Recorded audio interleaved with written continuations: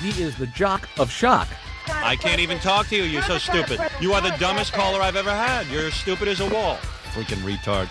The infamous foul-mouthed voice of reason.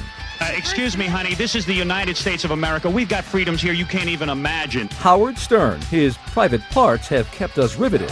He dressed up like a drag queen, for God's sake. That's brilliant. Or revolted. If somebody doesn't want to listen to my radio program, they should turn the dial and listen to some other jerk. But how much do we know about his private life? The biggest blow to me was that marriage not working out. That just flipped me out. In this hour, find out who the man behind the mic is. I used to say to my father, I want to be on the radio, I'm going to be a millionaire. And how he became one of the most powerful voices on the air. The self-proclaimed king of all media is reportedly becoming a $100 million man. Howard Stern speaks for all those working stiffs out there who are on the way to a job in the morning that they hate. Howard Stern, the life of a genuine radio legend. Yeah, there you go.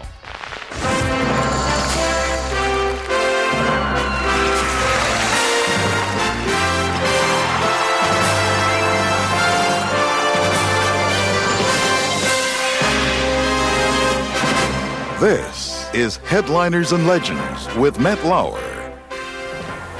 Hi, everyone, and welcome to Headliners and Legends. Okay, if you're a Howard Stern fan, you know what to expect.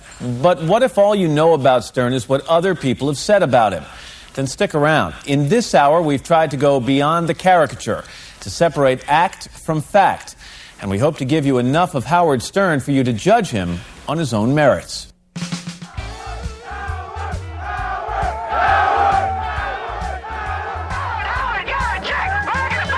Who is the real Howard Stern? Shy, caring, handsome, Defiant, obnoxious, self-indulgent. sexy.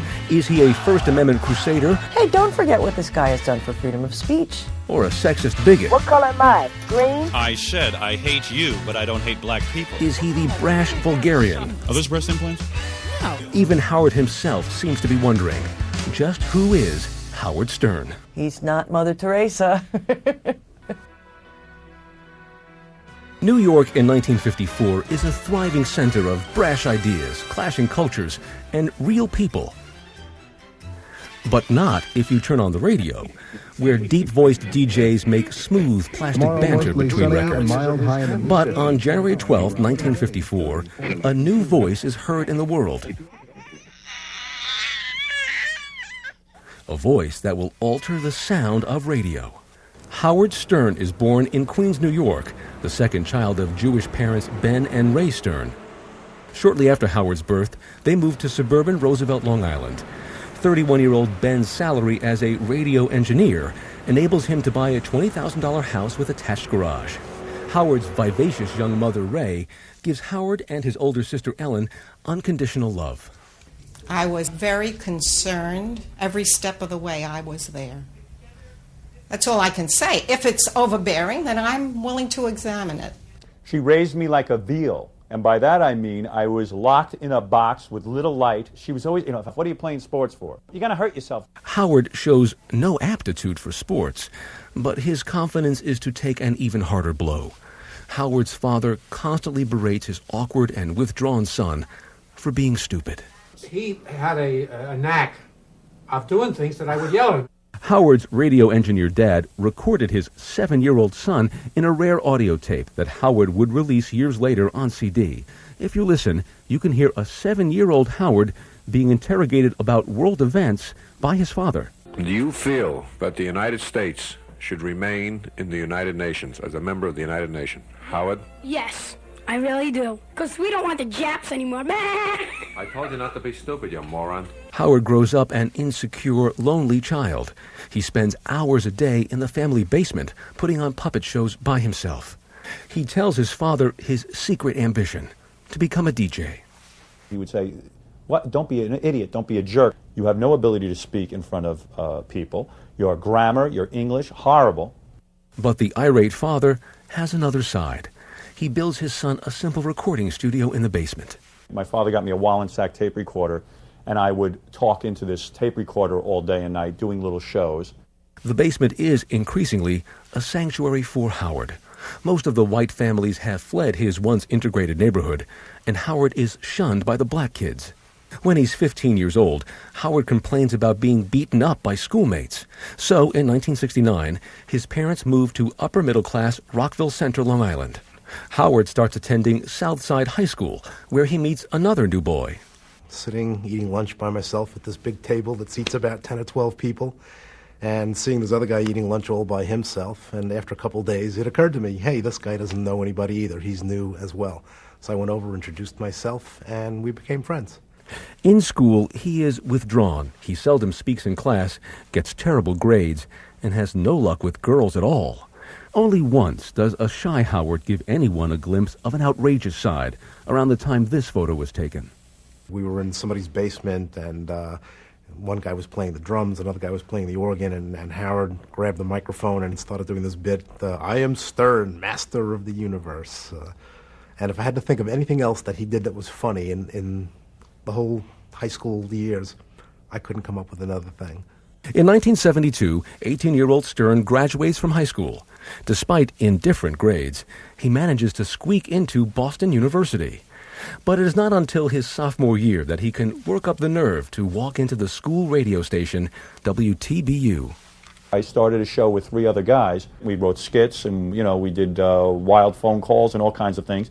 They're in the middle of a skit called Godzilla Goes to Harlem, in which the Harlem street kids are scarier than the monster, when the station manager calls in and fires them right on the air for putting on a racist skit. But if Stern has just struck out on the airwaves, he is finally about to get a break in his personal life. On his way to a party, Howard meets a beautiful girl.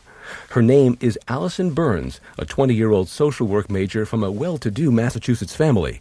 Howard is smitten and calls Allison to ask her to be in a student film he is making. He called, basically out of the blue, I thought, to ask me to be in a movie that he was making because I was his dream girl. And you fell for that? Yes. The student film is about transcendental meditation, which Howard has been practicing since high school. After several pleading phone calls, she finally accepts.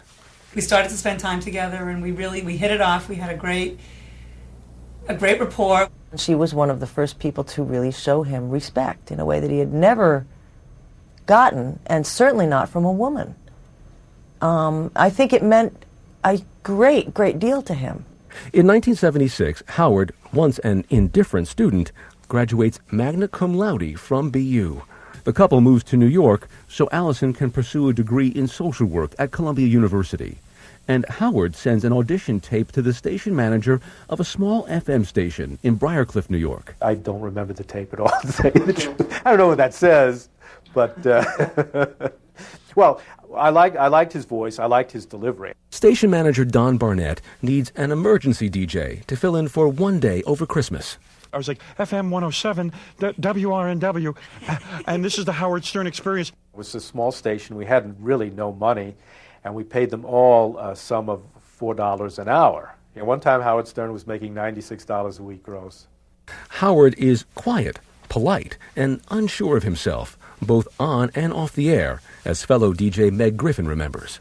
My first recollections of Howard were just of this very tall, very, in those days, dorky. You sort of wanted to take care of him or something. And odd but true, and he will always dispute this, but it's the truth.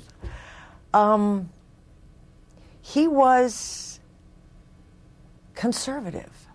Howard is considered so polite and conservative that in 1977, he's promoted to program director. In this rarely heard audio tape, a young Howard Stern tries to sound like management. Hi, I'm Howard Stern, the program director of Westchester's Rock Station. It's really hard to describe what makes a radio station a success. We here at WRNW have narrowed it down to a very few special elements. Howard is now earning $12,000 a year. In June of 1978, after Allison gets her master's degree, they marry at a Reformed temple near her parents' home in Massachusetts. They have been constant companions for 4 years. But after 2 years at tiny WRNW, Howard is ready to move on. He hears that a powerful 20,000-watt station in Hartford, Connecticut is looking for a DJ. The only catch, they want someone wacky and off the wall. Can quiet, conservative Howard Stern fit the bill? Coming up, Howard Stern gets wild. They call Joe Mammy instant coffee because she's easy to make. A quiet, polite Howard Stern has spent 2 years learning his trade at a small backwards radio station, WRNW. Now, in 1978, he's up for a job as a wacky morning DJ at WCCC, a powerful station in Hartford, Connecticut. But 24-year-old Stern has no experience being wacky. He makes an audition tape for station manager Bill Nozzle. It was awful. It was just, his voice was very mediocre. There was very little entertainment value, but there was definitely something there. Nozzle gives Howard the job, and he and Allison rent a small apartment nearby. Despite the long hours Howard spends at work, the couple is very close. You could see the